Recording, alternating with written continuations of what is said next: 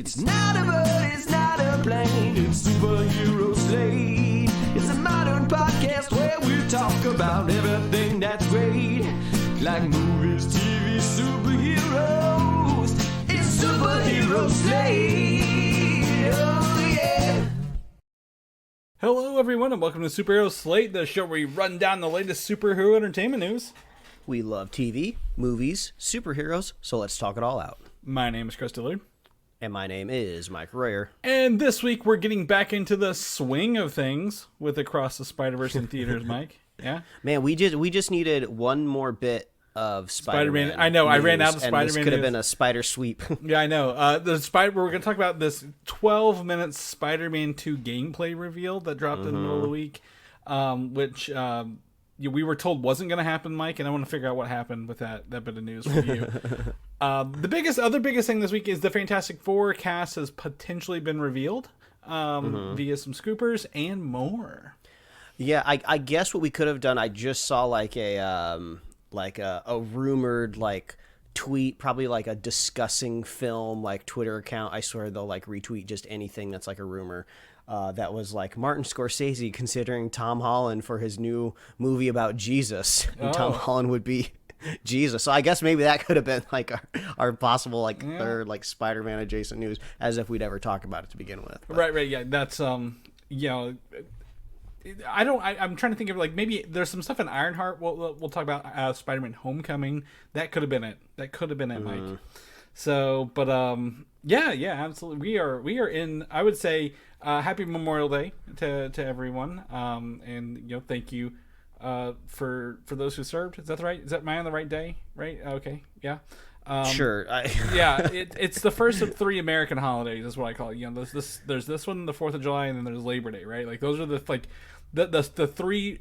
I guess tent poles of summer, if you will. Yeah, I would be curious if other countries around the globe have kind of similar first world problems when it comes to banking holidays, Memorial Day, Labor Day, Veterans Day. Veterans Day is very self-explanatory. We know what that day is for. Yep. Specifically for the veterans, right? Sometimes you get that day off school. Sometimes you get that day off work. Not always clear, right? Yeah. Then you got Memorial Day and Labor Day, and it's just all right, Memorial Day, we're in it right now. I feel like it has patriotic vibes to it. So yes, the red, white, and blue, cutlery, paper plates and cutlery are in full effect.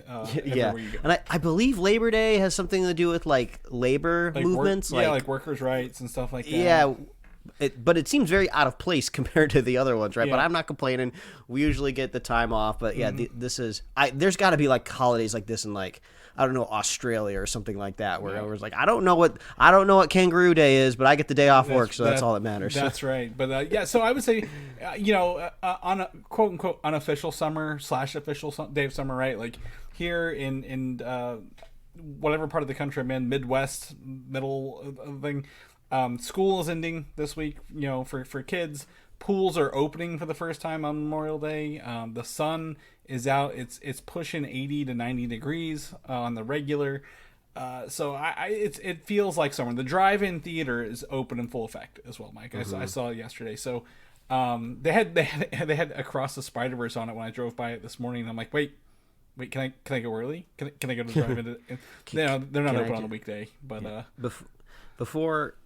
Of course, any of our Australian fans jump at me for simplifying their entire country to Kangaroo Day. I just Googled it. It exists. Yeah. It happened just the other week, May 15th.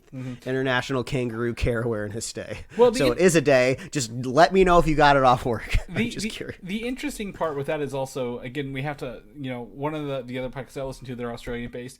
Their seasons are backwards, right? Their Christmas is summer, and their...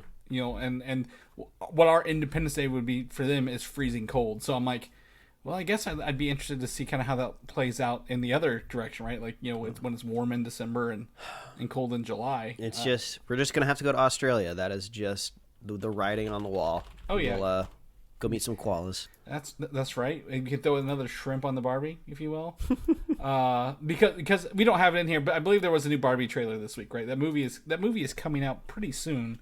Is that a summer movie? Was that what does that have to do with Australia? Just curious. Because I said shrimp on the Barbie. Oh, and wait. Oh, Barbie. Oh, Barbie. It was the literal. It was a literal hookup. I didn't even. No. Yeah. Oh man. I'm looking. If you search Barbie, you get the new movie, 2023. But on the right hand, like the little pane where it tells you the IMDb and the release date is like 2006. I'm like, this is not helpful, Google. You are killing me.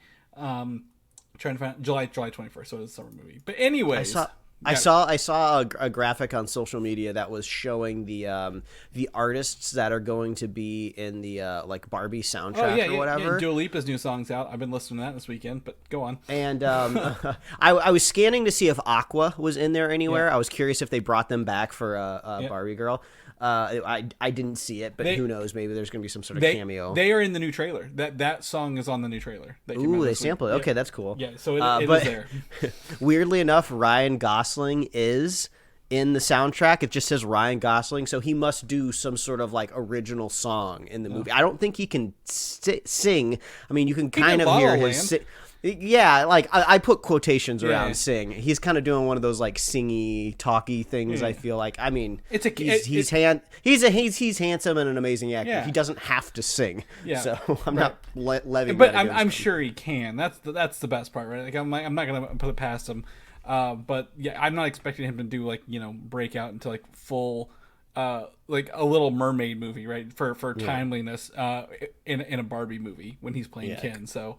Now, Chris, I feel like at this point in time, we're talking about just movies, just packed to the gills, right? You know, we're talking about movies that have action, that have singing, that have like romance and everything. Oh my God! I feel like you have just experienced a movie recently that I feel like must have a singing number in it. No singing. The only Are you trying to tell me Vin's not out there singing? The only thing it lacked was singing, Mike. That's the hard part here. But I watched Fast 10 this week, and I've completed my 11 Fast and Furious movie, quote unquote, 2-part marathon. I got through like the first 8 once, a long time ago, maybe last year, and then Hobbs and Shaw 9 and 10. And I will tell you. I have very low bar for these movies, as we all know, and as you should. Yes, and this movie just continually just lowered that bar even more. It is making lots of money everywhere. I'm sure people are enjoying it. People can enjoy it. I laughed so hard during this movie, Mike, because I've got to that point where I'm tired of thinking about movies. I know these are bad. I don't want to try to sit here and, it's very easy for us to, shit all over some of these movies sometimes. I'm like, I'm just going to sit here and laugh at how stupid this movie is. And Fast 10 is by far the stupidest of the movies, Mike, I've seen out of this whole franchise. And I'm just going to give you, you've seen the trailers. There's stuff in the trailers. At one point, there is this bomb literally rolling through Rome towards the Vatican City, right? Like, and Vin is in his car, and this bomb is about to run over this gas pump, and he drives up on the other side of the street on a little ramp to prevent the explosion from hurting people on the sidewalk, with his car, because he is Jesus behind the wheel whenever he's in these cars. So it is by far the weirdest since Jason. I would also say Jason Momoa is weird in this. Like, he's not like a normal. Like, he is very unhinged, and it doesn't match how they kind of sold him at the beginning of the movie. Because whether you know this or not, this is technically a sequel to Fast 5. So you're buckle up, buckaroos, because if you didn't watch Fast 5, you're missing out on a lot. This one, but he's just so unhinged in a really, really weird way. And I will tell you, they did the one thing I didn't think they would ever do in this movie, Mike. They did one thing I didn't think they would ever do, and they left it on a cliffhanger.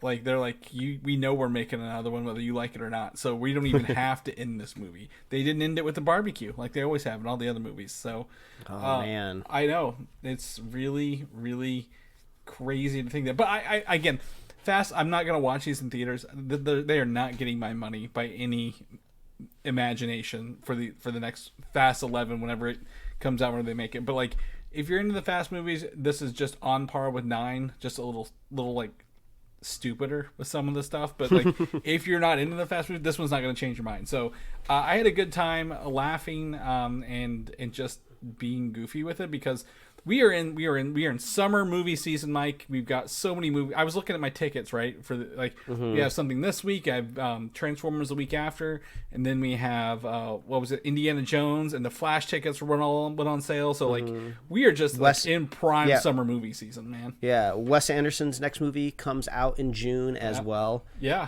Yeah, so like we're just wall to wall movies to watch here, and I hit a point where I'm like, I don't even want to think about the ones I know that are going to be dumb, which I feel like Transformers is going to be the same way, right? Like I'm just going to be like, nah, I don't need to even come at it because it's already going to get wiped all over the place. But Fast 10 if you're a fan of the franchise, you're going to love it. If you aren't a fan, this is not going to change you. So just avoid it like the plague.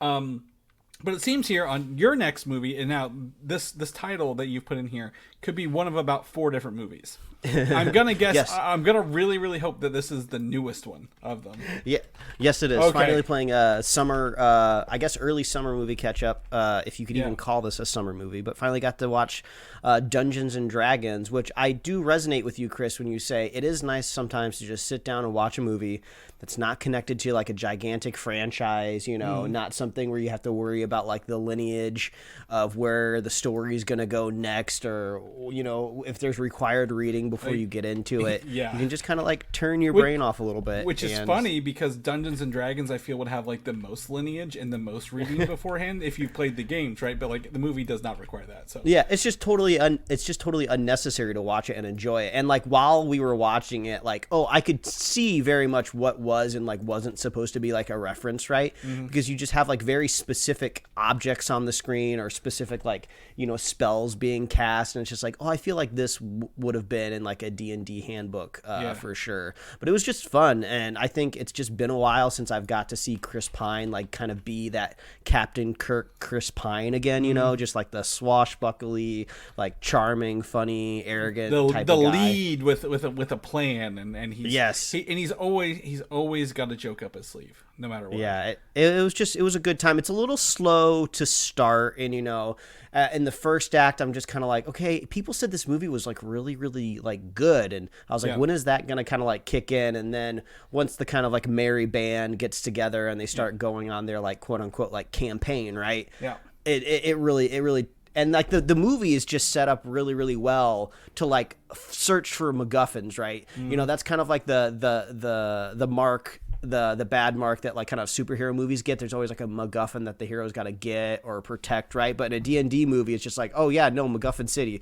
There's a magical objects around every corner. We got to get it. We got to steal it. We got to hide it. We got to unhide it. So it was just fun, and you can just like, I was like.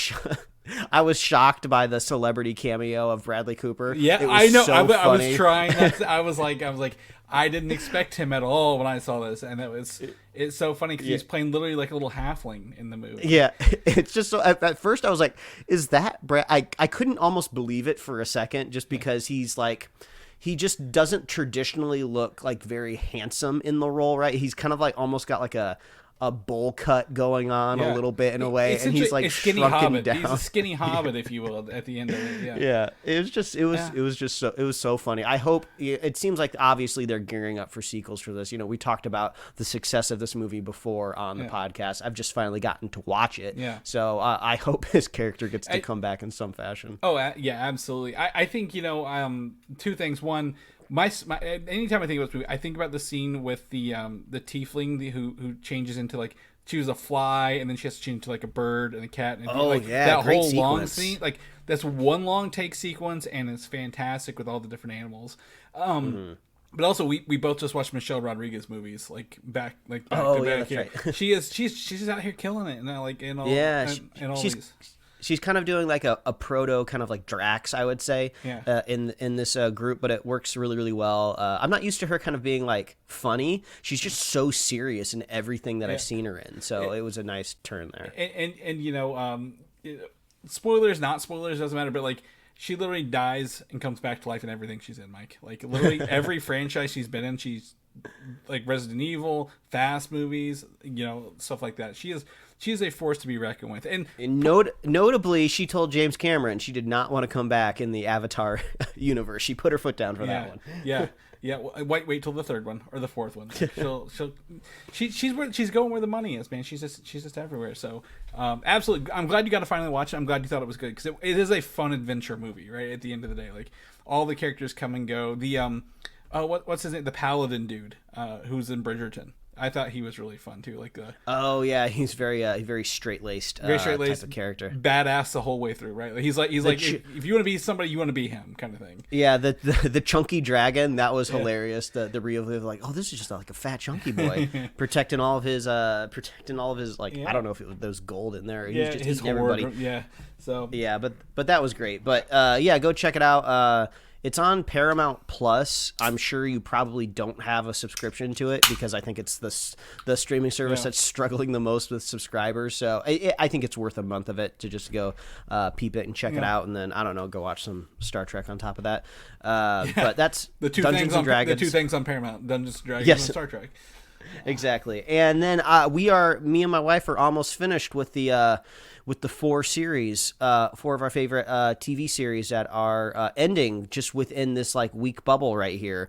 We just wrapped up Marvelous Miss Maisel on Friday, and then Succession and Barry last night. You know, I won't spoil any of these things if any of you listeners are out there, but the series finale for Ted Lasso is coming up just tomorrow. So we're just like ending all of the things that we like to watch. So we're gonna have to start slotting in new TV shows into our rotation. But so far, I think the Marvelous Miss Maisel finale was the most satisfying for us, but that show is about kind of like redeemable and likable characters, whereas like Succession and Barry are just kind of narratives around like maybe some of the worst people you could come across.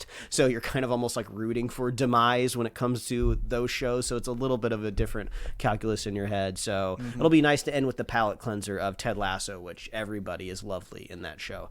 So heads up if you need any show recommendations, those are all about to wrap up. They're very bingeable. It's funny. I've seen Ted Lasso appear in the news more recently because obviously it's in the middle of the season, right?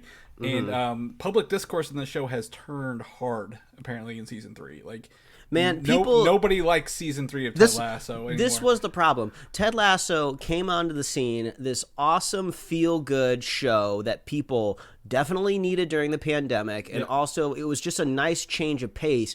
You know, the closest thing people could compare it to would be like Parks and Rec, but like we just hadn't seen this like shot of just joyness in a TV show in a while, so it was nice. So people all of a sudden just started turning it into like, I feel like it just they elevated it too high than what it was supposed to be. They were like turning it into like their next Game of Thrones, where they were like shipping people, they were like making predictions, and I think they just took the fandom like way too hard, way too fast for just kind of like a little Apple TV show about like soccer. Well, I think what I've heard is the episodes are twice as long as they used to be. And the feel-good attitude is gone in the show in season 3. Like it is a different show than when it started.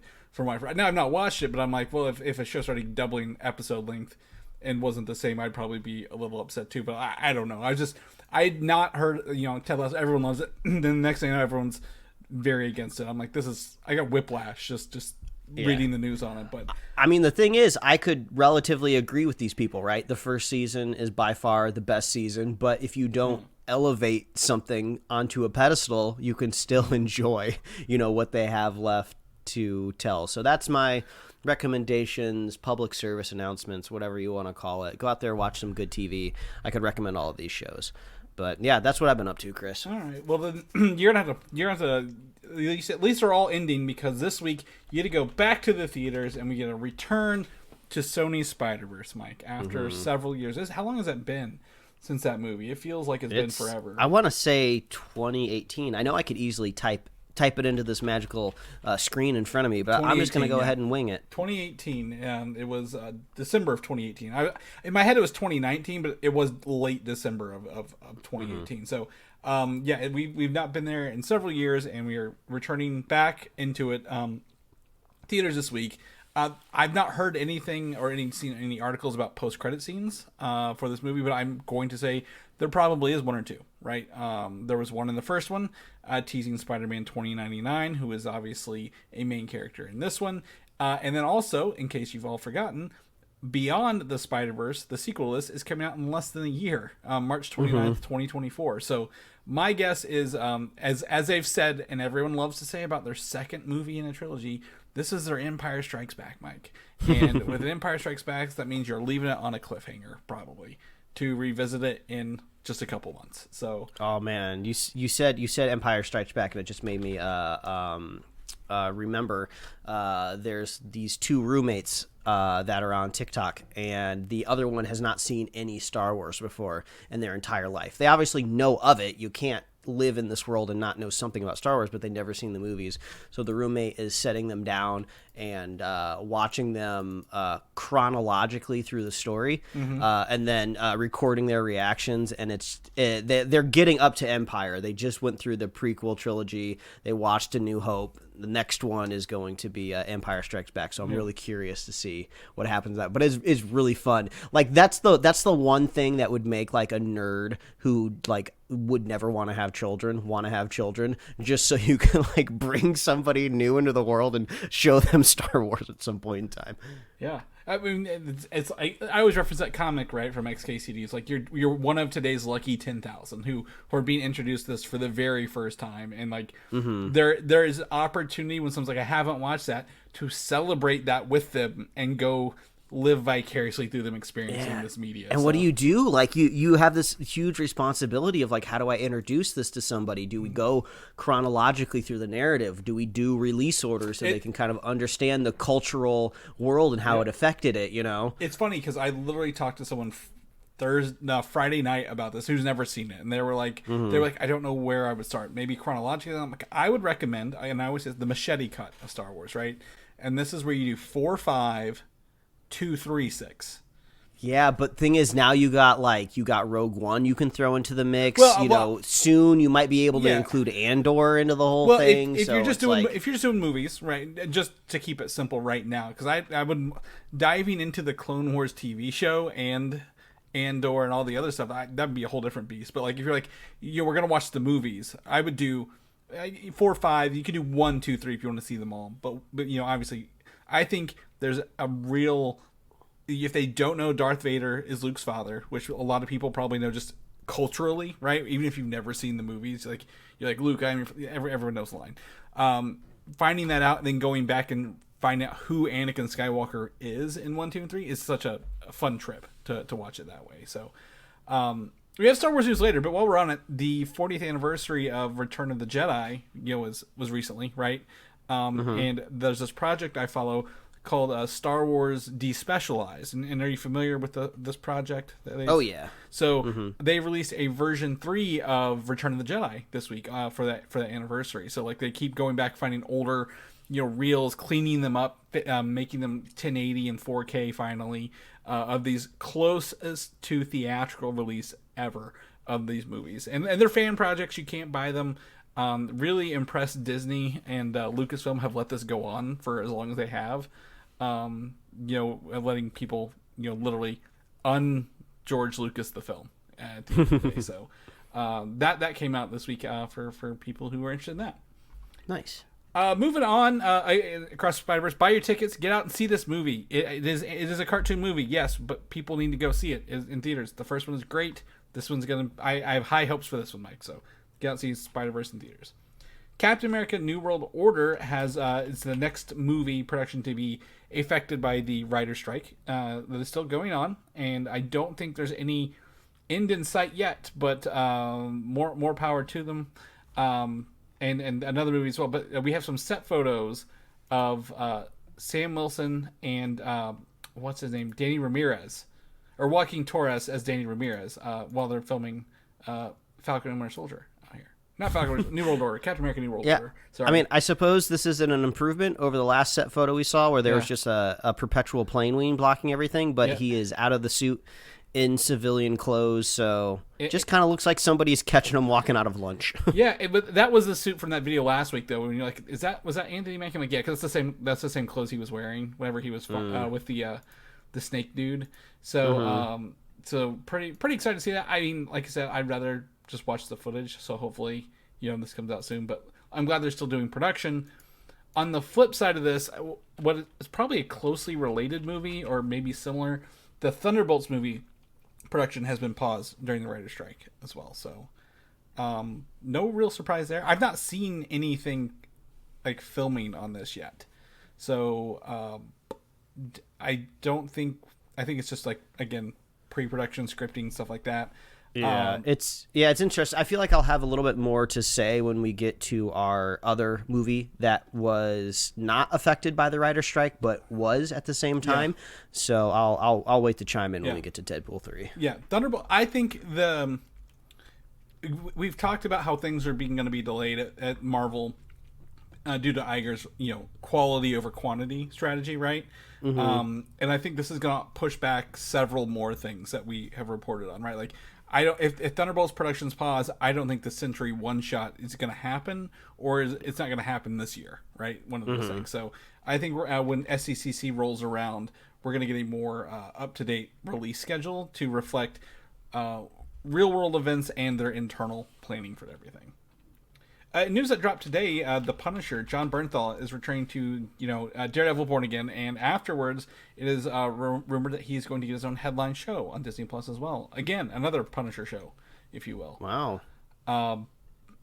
Boy, they just love the Punisher over there, don't they? Like, I didn't expect him to get. He didn't get a show on Netflix until later. Then he got 2 seasons of the show, so they like bringing him in to the stuff.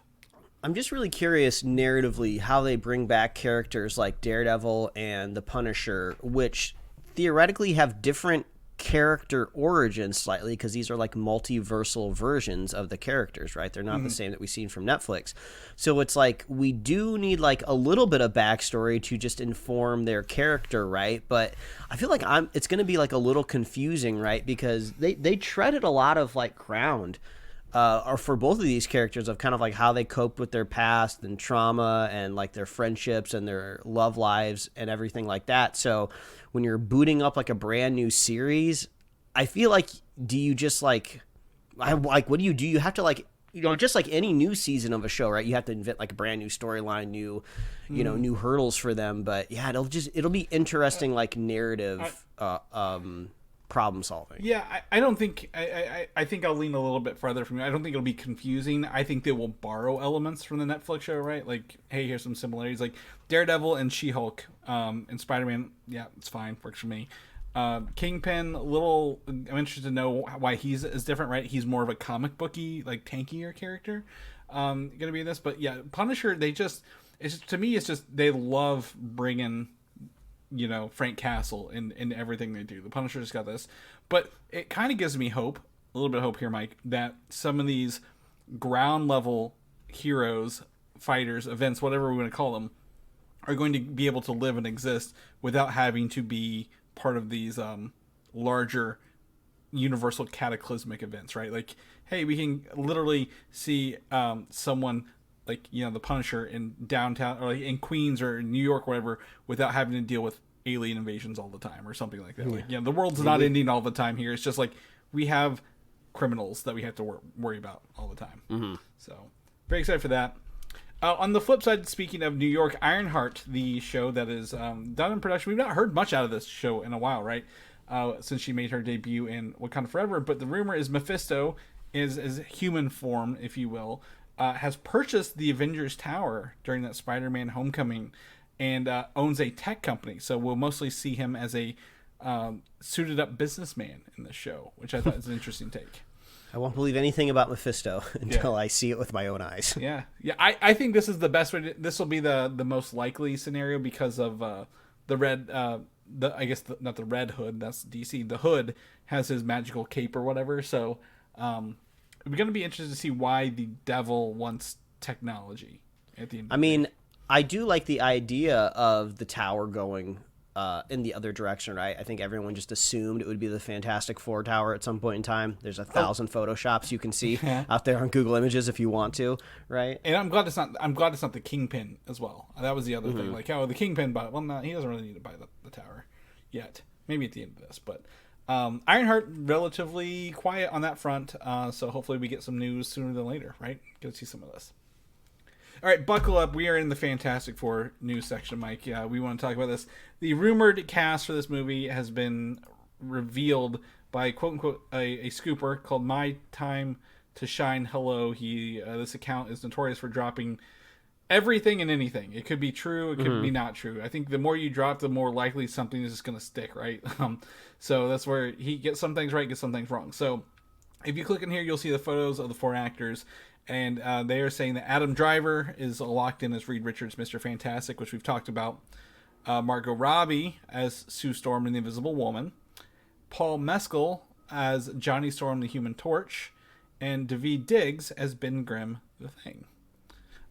Which, I mean, star-studded to start off, right? You know, Yep. Adam Driver and Margot Robbie. I'm not super familiar with Paul Mescal. I'm sure he is the lead in the upcoming Ridley Scott's Gladiator 2 movie. He's the lead in that, right. so he will be there. And then Daveed Diggs, he was in the Hamilton play, and then before coming out, he's in what was it, Snowpiercer. And he's the voice of Sebastian the Crab in this weekend's Little Mermaid movie as well, and some other things. He's done a lot of work. But that's what he's known for around there. So, yeah, this seems to be, if this is rumored, you know, not set in stone, if we don't really know, right, this would be like the star-focused version, right? I feel like there was also like a version of the Fantastic Four that's been floating around that's like more lower key, right? You know, they might be known in smaller circles, but let's build them up and turn them into superstars in a way, right? Yeah. So, I mean, I love Adam Driver, you know. Yeah. I could love him in anything, and as I say every single time we talk about Reed Richards on the show, if they go the Ultimates route and they turn him evil eventually, I mean, perfect casting. Yeah, and this is, to me, it's very interesting that, you know, again, Adam Driver and Margot Robbie would obviously sign up for this, knowing that this is probably a role or a contract that has a longer stipulation than most other Marvel contracts right now, right? Like the Fantastic Four. Secret Wars, you know, more movies down the road. So I'm happy they were able to lock these people in for a longer term at this point, because again, Margot Robbie not as coming from Harley Quinn now over here to Marvel, being a shift there, and Adam Driver, you know, from obviously from Star Wars. The other two, I think the other two, I say, Mike, would be your relatively unknowns, right? You're half of like up and comers, if you will. So. Go ahead. And I feel like Daveed Diggs, right? You know, really with anyone being cast for the Thing, right? You know, eventually they're behind a suit of rocks, right? You're kind of just looking for like your Bradley Coopers or your Vin Diesels, right? You know, for your CG character. So, you know, not saying it could literally be anybody, but at least that actor doesn't have to worry about hair and makeup as much, right? They're just showing up to the booth. Yeah, and or they could be doing mocap as well.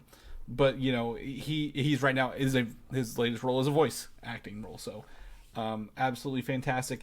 I think the only thing I want to see out of this, Mike, is when Secret Wars rolls around, we need a Chris Evans, a Michael B. Jordan, and a Paul Mescal meeting up, the 3 Human Torches, right? Like, I see what you're saying. like we and then, you know, like then you know, maybe Human Torch meets Captain America, and then, you know, the other one meets Killmonger at some point, or like, hey, you look familiar. That would get the theater going. That would get the crowd hooping. That's your Mjolnir, Captain America Mjolnir moment from Endgame. Yes, right, exactly.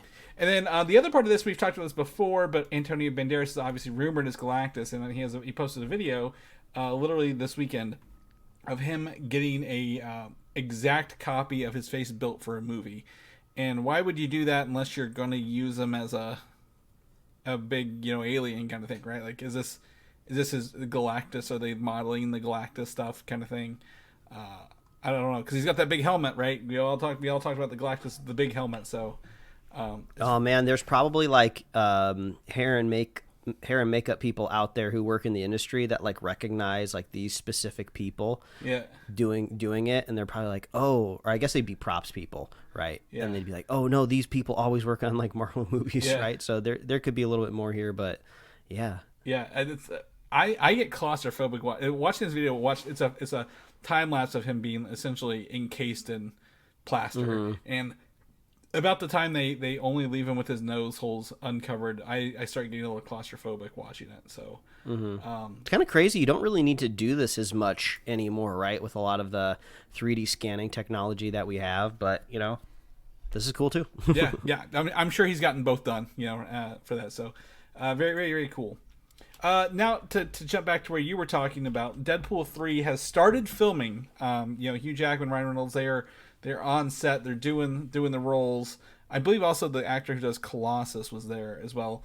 But one of the big rules or things to come out of this is Ryan Reynolds cannot ad-lib or change stage directions or anything from the script during production because he has a co-writing credit on this movie compared to previously when he did not, and it was added later. Like he started off with a co-writing credit.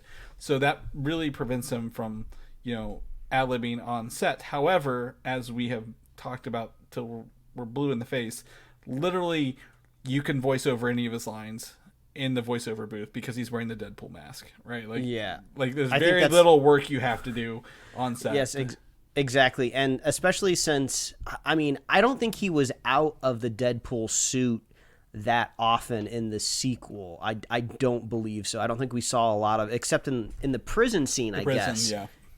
But that was just the one segment. So he's traditionally in the suit most of the time. So, and if you think about scheduling and production and everything, if this strike goes comparably to as long as some of the other ones, the strike will probably last about as long as physical production of this movie, right? With the cameras out and filming.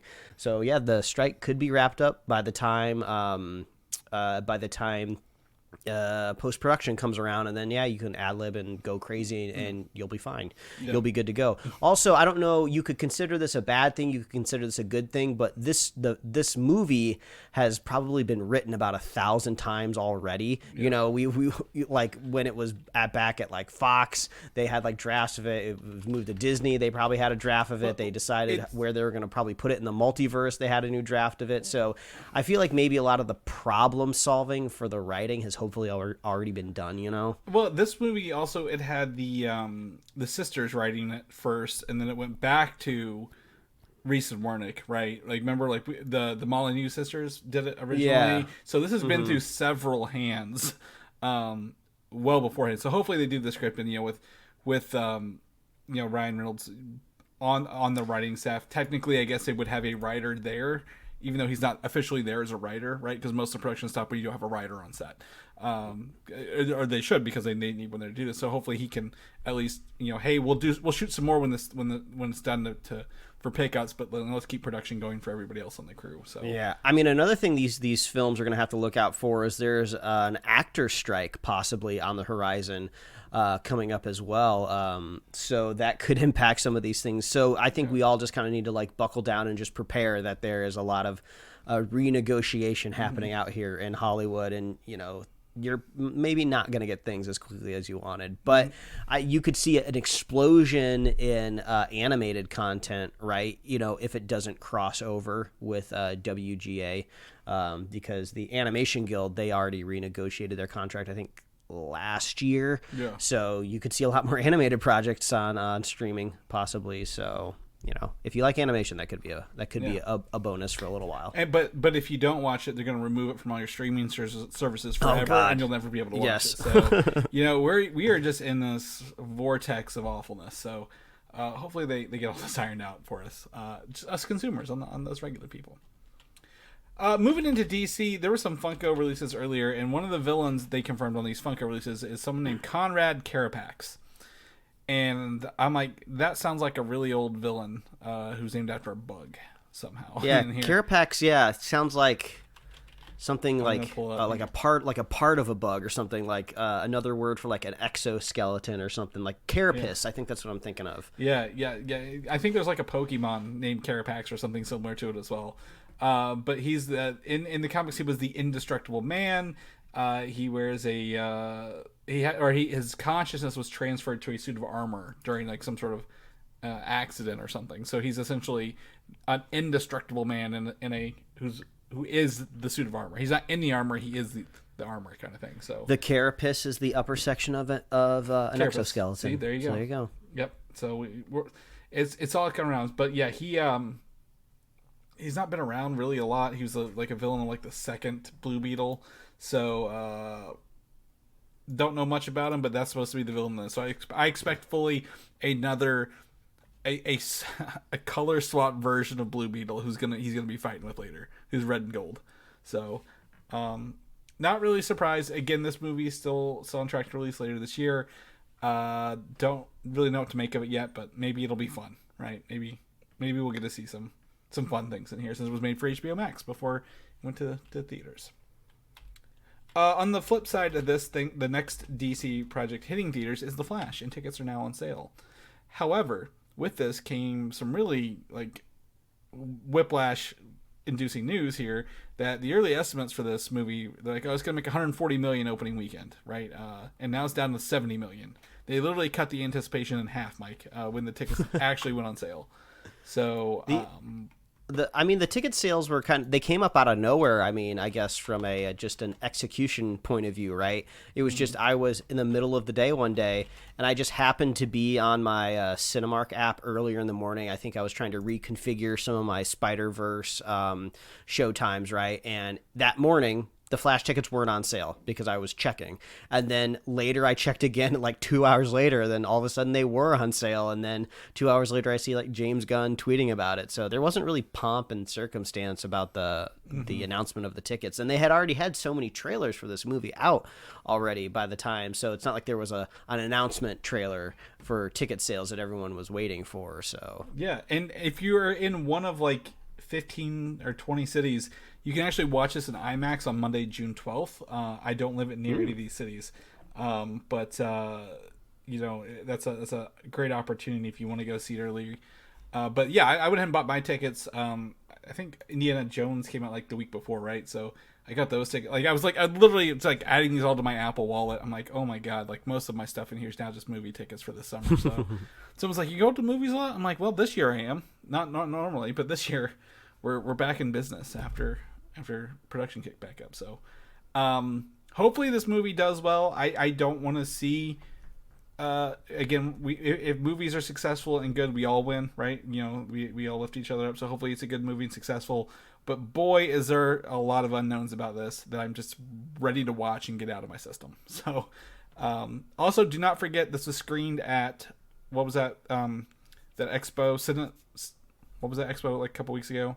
CinemaCon? Yeah. So again, full spoilers for this entire movie are out there, so avoid those at all costs. Oh god, I think the most important thing out of this, Zack Snyder saw it and has officially declared the end of the Snyderverse. Okay. So Snyderverse bros, people, you've heard it from the man himself.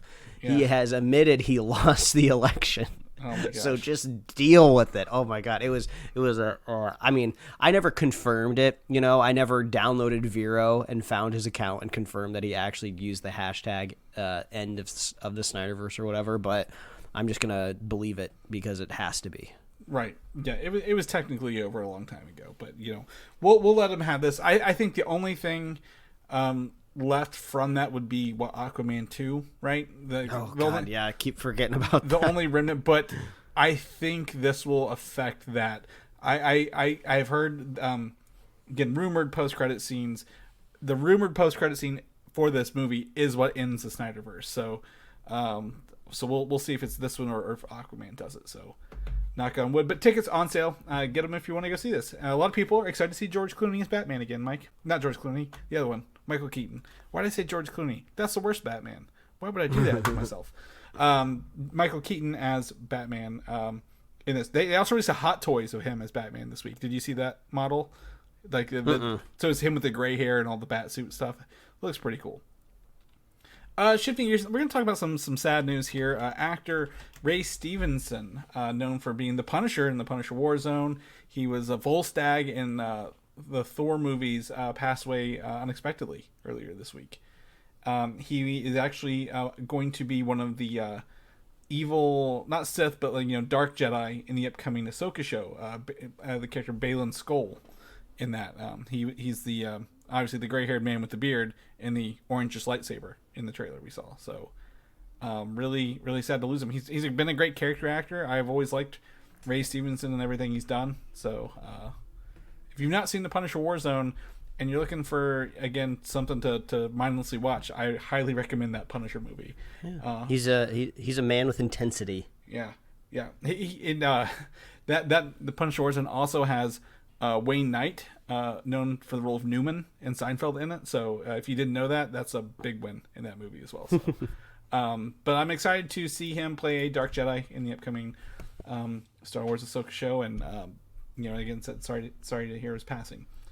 Also, actor Tamara Morrison, known for playing Jango Fett and all the clones, Boba Fett and Book of Boba Fett, and all the other clones in that, will reportedly return in this as the live-action Captain Rex version, which was created in the Clone Wars for this. He can't get rid of Tamara. He's out there, whether he's Boba Fett or not. Yeah, he's gonna be on your screen. That's right. Just give him a different colored armor set, and he's good to go.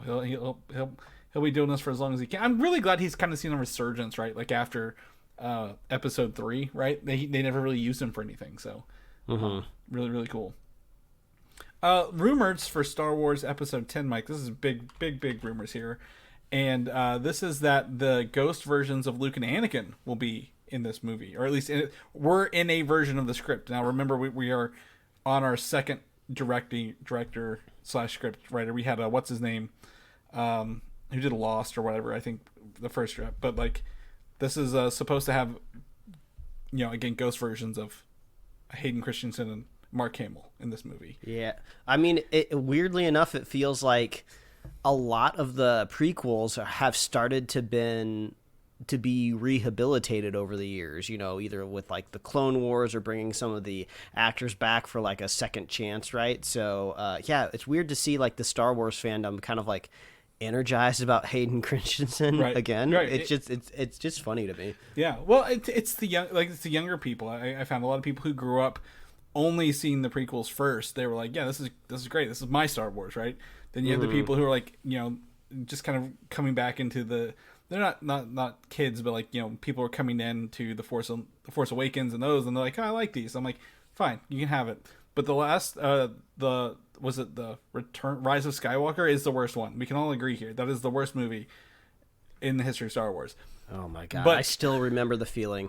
Yeah, walking out of the theater, that I can't shake it. Yeah, that makes two of us. However, I did want to point out that the original version, original script of The Force Awakens had a ghost Anakin in there, but he was half Anakin, half Vader, and it was like to portray him being conflicted between his good and bad sides, still the light and dark sides, which I thought would have been an interesting take on to seeing a Force ghost, right? Like, yeah, but how do you do like a half and half ghost though? Like right down the middle. Like, he's wearing one suit with one side, one suit with another. Is this like a Two-Face situation? Yeah, I to me, I imagine it more like a like a devil, like a angel and devil on your shoulders, kind of like you have one doing that, but like that would be that. I feel like that's the Taika Waititi version of scene you're pitching for that.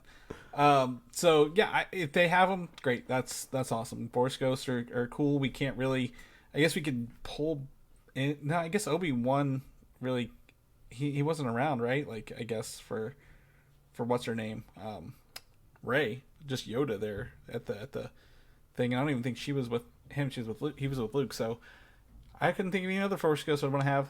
Let's just Mace Windu. Bring him in. He's pissed off, missing a hand. I think that's the best way to do it. The Mandalorian show season 3 just wrapped, but the Galactic Star Cruiser, which is shutting down in the end of this year, apparently was pitched a Mandalorian theme before closing. Like, maybe we can bring it back in by retooling this as a Mandalorian theme, which I think would have been interesting. But I was reading people about this when Bob Chapek pitched this and sold it to everybody. He was like, this is like the 1%ers, right, who are going to this hotel, and like as someone said, the people who would sell their mother to for Star Wars, so like once you go through all those people, who's left to go to this thing? And even making it Mandalorian theme, I don't think would change my mind. You just maybe get those people to revisit it with a different theme. But yeah, also too, with that price tag, you're creating extremely high expectations for probably a very privileged crowd who already have very high expectations. Yep. So I feel like you're just setting yourself up, and then also, like, you also miss out on the opportunity for like free advertising, right? If you only have like a very limited number of people going through the Star Cruiser, you know, every couple of days, like, that you're limiting your social reach, right? You know, there's not going to be as many YouTube videos made of people's trips there. You know, not as many like viral like tweets or TikToks of like my time at the Star Cruiser, because you're just really cranking down the number of people that can experience it. So yeah, but like I said last time we talked about this, I'm sure that there's a spreadsheet, there's a pie chart somewhere by some very smart accountant that projected, in this scenario worked. It's like Doctor Strange looking at the time stone, right? He was just like, out of the 1 billion possibilities, one of them is financially successful, and this is it. Let's go for it. Yeah, we've got everybody on board. It's a unique, and you know, everything I heard about this was great. Like, nobody complained about the quality of it. It was just $6,000 plus for a family of 4 there for a couple days. Like, Jesus, I couldn't imagine it. So, it's wild, but I'm glad they're shutting down these expensive options at the park. On the flip side, earlier this week, Pedro Pascal confirmed that his role in The Mandalorian is mostly voiceover for him from now on. So he did kind of say, like, it allowed me to go do other things, a la The Last of Us, right?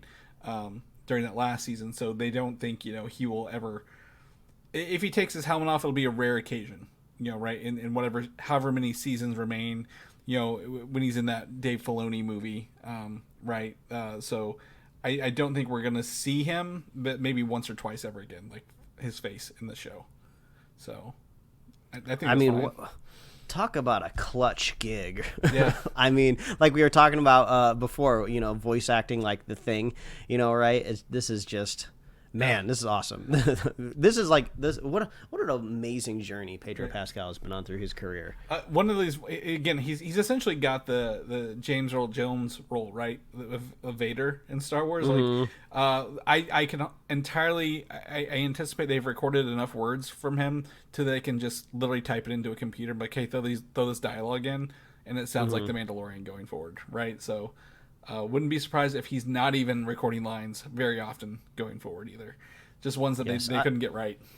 Yeah, I'll be the first to say I don't have a lot of respect for the Mandalorian zealots and their culture, so I would like to see everybody's faces and take off their helmets at some point in time, because once you spend a little more time with Mandalorians, you just start to think like, they have to take the helmet off at some point, just functionally, right? We all got that scene of like, oh, how do they eat together? You know, you go off on your own. Yeah. You know, like that. You know, that was kind of an interesting tidbit. But like, eventually, you got like what happens when, like, you know, you meet somebody you really like? Do you not get to like kiss? Or you're allowed to take your pants off, but not your helmet off? Well, like, what's going on? They don't. They really just add new abandoned children to their cause, Mike. As we both learned, the Mandalorian and Grogu were both just kind of found and added to the thing. So yeah, it's a home for wayward Mandalorians. But yeah, I really not surprised at this. I'm glad they're letting him do it, and he can go on and do other things, right? So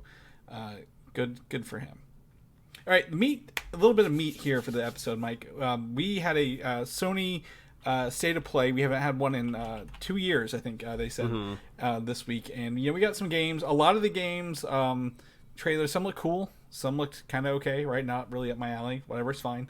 But they, as in tradition, when you have a hour-long event, you save your best stuff for last. And the best thing for last is they gave us what I thought originally, and I texted you this and deleted it, was a Wolverine gameplay trailer. Because I saw it. And it was a good guess. The start of this trailer feels like a Wolverine game.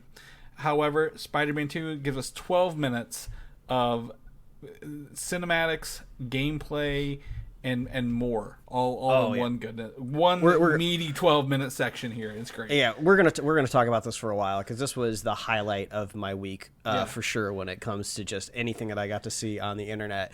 It was a great thing because I knew somebody who knew somebody who knew somebody, right, of people that worked at PlayStation, and through the chain of knowing somebody, I was told that there wasn't going to be any Spider-Man thing happening at this State of Play. So I had my hopes like really, really low, right? You know, Mike even told me this, and I was like, Oh man, that's gonna be sad if they don't have it. I mean, I was just relaying the information that I had. I didn't necessarily believe it. I was just reporting, right? I was just doing my journalistic integrity, right? Just letting my buddy know what I know. No fingers pointed here. It was just like one of those things, like you're like, oh really? That's not. But I'll tune in anyway, just in case. But that was like I was hoping for. So I had the state of play just kind of like pulled up in the corner of my monitor, just going on throughout my day, right? And then all of a sudden we pull up to this the final video, right? Saving the best for last, as Chris say. And we're in the jungle, right? Like, what are we watching? Somebody's being stalked here. This is a very highly polished cinematic, but could be literally anything. And, I'm not super plugged into the video game zeitgeist, so I could be seeing something extremely familiar right now, and I have no idea what it is. Then all of a sudden, Craven pops in, and she's like, oh, is this a Craven like video game? I mean, I'm not opposed to it, a weird IP to start to adapt, but I don't know, maybe it's Craven season with the movie kind of, in the zeitgeist too. It felt like like Wolverine, right? Like it's in the jungle, you have, again, Craven and Wolverine would be like two hunters, right? Like, I'm like, obviously this is our first footage of Wolverine and we've not had it in forever. So my mind immediately went there before the next scene transitioned, where they're like, why don't we find a new hunting ground, and it's New York. But even when that happened and they showed the hunting ground and they saw New York, I still didn't believe it was Spider-Man, because I was like, Marvel like licenses their IP to like so many different video game studios. This could be like this could be like an expansion for like Marvel Snap. Maybe it's coming to the PlayStation, right? Because what we're doing is we're watching a cinematic. Yeah. It could be literally for anything. Like the cinematics for Midnight Suns look beautiful, but have nothing to do with like what you're doing like in the game, like visually represented, right? Yep. So I'm just like, what is happening here? So like when Peter / Spidey / Venom pops out of that basement cellar in Queens, I was like, it's the Spider-Man gameplay trailer. So he literally the starts off. I thought it was just going to be a trailer. Like we were sitting there, like, it's just going to be another trailer. It's going to end here. We're not going to get more of this, right? It's just a tease that Kraven is going to be in the game. We have to fight Kraven. No, that was literally just the first 2 minutes. We had 10 more minutes to go on this sucker, and they literally introduced Peter Parker jumping out of the Lizard's house, right? His basement, in his red suit, being projected out by black tentacles, and you're like, oh my god. And then you see the black Venom symbiote take over his red suit, and he gets this nice wet, gooey, glossy black suit that you get to see for the rest of the trailer. And it's a cool look too. Like I would say a unique yet traditional interpretation of the black suit Spider-Man, because usually it's just it's like a color shift, right? It's a new variation. It's like selecting your Smash Brothers character, right? And you just change Link's color from like green, to black, right? Still essentially the same character model, right? But he's kind of got these cool kind of like almost like textured, like kind of like football paddings, kind of shoulders, in a way, going around. Yep. And it looks really, really cool. And also like an announcement right there, right? I mean, I guess you could have assumed that you would have been getting like the Venom suit at some point in time, but like I thought my interpretation was at the end of the last Spider-Man game that we were just going to see the symbiote, like we were going to see Venom as a villain. Well, the first trailer for Spider-Man 2 was just Venom. It was Tony Todd talking, and they showed Venom at the end, right? Like the Venom himself. So you're right. Like nobody, like you could kind of, I guess, extrapolate potential black suit, but like no, like Kraven was the announcement, and the black suit was just an exclamation mark on the Spider-Man portion of it. Or like you could see the black suit maybe coming in like one of the final chapters of the video game, right? Yep. You're building up to fight your final villain, and you finally get some of the suit. But it seems to be it's going to be like a narrative driver in the story of Miles dealing with Peter kind of being more edgy and violent and a little careless. He's very dismissive, right? Like there's the meme here that I've seen 100 times where Peter saves a dude from an exploding helicopter, right? And like he lands and he just like kind of throws him to the ground, like because and you hear it in his voice. He's angrier, he's darker. He's like like he's very, very I wouldn't say bloodthirsty, but like violent sounding in the voice actor voice. And that was a huge surprise, and like a welcome surprise as well, right? Like he's fighting Craven goons and Queens. This is the first time we've ever seen Queens in the game as well. Yeah, that's a big question mark that I have too, because Manhattan is this great playground for a video game map, right? Because it's an island, right? Talk about a perfect way to just build invisible walls around your video game of like, oh, my character, like there's a couple bridges, right? But like we just put some little blockades there and they won't be able to leave the island. But now that we're going to Manhattan, Queens theoretically connects to the rest of the continent, right? You know, if the video game engine was limitless, you could web swing your way across the country from there. So is Queens just going to be like a little gameplay moment, like how they I think Rikers Island, I don't think you could go back to Rikers. Yeah, you can't swing outside of that. So is it going to be like one of those things, or do we go get to visit Queens and it's the expansion of the map? I mean, I've only been to New York one time, but I did go to Queens while I was there. And at least from the areas that I got to experience, it's much more suburban, like you get to see in this trailer. So not a lot of big buildings, not a lot of opportunities to do a lot of big web swings there. And kind of the way this happens is you see, there are two little icons of them. You use your L1 and your R1 for different attacks, right, as Spider-Man. It was cool to see him literally like pick up 4 people group style and slam them down. So cool. But and then he like also like bicycle kicked a dude against the wall as well. Like, that was against rad. the house. But at the end of that, like he doesn't come back to the island. He literally, it says switch to Miles, right? It shows that you get to play both of them. So you switch on. So I agree. It could be a, you're here for a couple scenes moments rather than, hey, you're going to stick around for a while. But when we went back to Miles, we get to see him with his new wingsuit and the gliding around. You know me, whenever we get a chance to talk about video games, my number one favorite thing is just traversal mechanics. Yes. Just anything to get around the world. And now that there's wingsuits, like, hell yeah, awesome. It's not a jetpack, but to me, it's basically a jetpack, which is the coolest thing you could do in a video game. And then to even, like, double down, so you have your swinging, you have your things, but then there were also the aerial tunnels you could see there on the map where Miles flew into, like, a speed boost, if you will. So getting around New York is going to be even faster. Yeah, and it's before. Like, and you get to see a little bit where it transitions to Peter 2, where he like threads the needle of this subway car when he's chasing the lizard. He like goes through it with a wingsuit, then he pops out into it. It's so cool. So like I feel like they're doing everything right here. Where this is technically like the third game in the series, right? Yeah. So we're getting like new powers, new abilities, new mechanics. I'm curious what they'll do to kind of refamiliarize ourselves with the tool set, right? Video games usually try to come up with like creative ways to be like, oh, you've lost all your powers, let's slowly get them back, which I know that they didn't do that recently with the new Star Wars game. You started with all your abilities, but I need the tutorial. Like if I try to pick Spider-Man back up, I just want to kill some time and swing around the city, it takes me like an hour to remember how to play the game because there's so many little things that you can do, so many different like combos and volleys and like mechanics. I need to be retrained. Did you play the Miles game at all?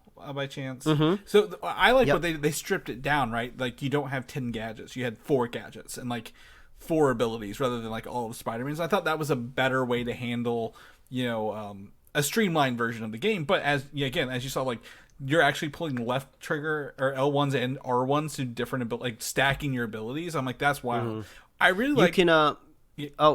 I was just gonna say with the abilities, you can make your own lines. Yeah, that's what I was gonna say. The zip line, like so, you like Miles had this thing. He created a line across the room. Then in the middle of that line, created another zip line. I'm like, the stealth sections are gonna be way more entertaining when you can like do your own lines above everybody rather than relying on that stuff. He also did like a Kamehameha blast with his energy ball and some other like he actually shocked someone in slow motion. She flew back and the bolts chain lightning to everybody else as well. So both characters are getting some upgrades. But you're right, like you thank God this is probably not the first mission. But like they're gonna have to like ease you back in, right? Maybe he upgraded his suit or something and like, hey, take the new suit for a run, kind of thing. Oh man, And just talking about the mission just in general, just the section of the game that we get to see in this gameplay trailer, it looks so fun. It's like high octane, like you are like jumping on and off jet skis, you're webbing to like Genki's like hacked drone, and you're like skiing like through like the harbor while the lizards like chasing you. Dodging bullets, like you're using the spider sense to dodge sniper shots. Yeah, it like transitions to the pier where you're like doing it on the pier too, and you're moving. It looks so cool. It's so fun. Like this is probably like rivaling almost any other like Spider-Man media. Like I love the Tom Holland Spider-Man movies, but like I feel like I'm almost loving the games like even more. And they're doing a really good job with their narrative too, like reinventing things, but also like making it fun and familiar. So, oh man, it was a surprise above all surprises. I'm just glad that you told me it was happening, right? Yeah. That like they were doing like a state of play. I don't think they called it a state of play. I think they just called it a game showcase this time around. Yeah. But I'm glad I tuned in because it was fun going into it not knowing what I was about to see, because now they've just clipped it into trailers and you know exactly what you're about to watch, but it was fun being surprised. Yeah, and again, I just can't believe it's 12 minutes, like 10 minutes of gameplay, right? Like that's to me, that is unrivaled. I thought it would just be cinematics, like hype, but no, the gameplay was there as both Spider-Man. You see cities, traversing the city, traversing the water, some underground stuff, some stealth stuff. This trailer, I will say, overall seems very early in the game, and I only say this because Genki hasn't met Peter yet. And it was like the first time they met in this trailer. He was like, "Hi, Mr. Spider-Man," or whatever. So, very, very interested to see kind of where they pick up and where they meet up and how this goes. But I'm thrilled. I'm so happy. This is like one of two games I own a PlayStation for, right? And it looks like it's firing on all cylinders. Yeah. Do we know when it's supposed to come out? This fall. Okay. Yes, it is this Which year. means, in video game fashion, will get delayed and probably be more like November. So, thankfully, like all the PlayStation first party games, right? Like God of War Ragnarok, they didn't give a release date until they were 100% certain it was going to come out, right? So, and the I'm feeling the same with this. That's why they gave a window of fall. Like, what's the last day of fall we can do, right? I guess December 21st before winter actually turns. But you're gonna want to have this for the holidays. This is gonna sell consoles right here, 100% think so. So yeah, absolutely. Check that trailer out on our show notes when you get some time. It's gonna be a nice palate cleanser for your week there. Switching up gears, Teenage Mutant Ninja Turtles Mutant Mayhem, the movie, has a new trailer coming out this week, Mike. I want to let you know that. I was going to say it's probably trying to land literally before Into the Spider-Verse, right? Because this is the same art style, very close art styles. And it has moved up a couple days to August 2nd when it comes out this summer. And it'll only be against the Meg 2. So yeah, I don't think they have to worry so much about that one. But yeah, I'm so excited for Turtles. Yeah, that's going to be a good, I guess, like I said, summer ender right there. That in the summer on that cap. So very excited for that movie to hit this summer as well. Did you see this trailer for Skull Island that came out? The Netflix animated series set. I just randomly came across it, and I was just like, what? Yeah. Why are they making this? Yeah, so I forget who owns is it Legendary? I think maybe owns Kong in Godzilla stuff. So there's an Apple TV live action show coming out, right? For the Godzilla, it's called Titans or something like that. Like the organization that like protects Earth or something like that, right? Yeah, it's whatever that was called. And then there's like Monarch. That's what it was. Monarch. There is they're working. What was that trailer we saw? Was it Godzilla vs. Kong 2, right? It had the bigger, like, orangutan-looking monkey on the throne. There, Skull Island. This does look like the DC animation style, right? On this trailer, very much that. And what's the other show? Invincible looks very much Invincible-esque a little bit.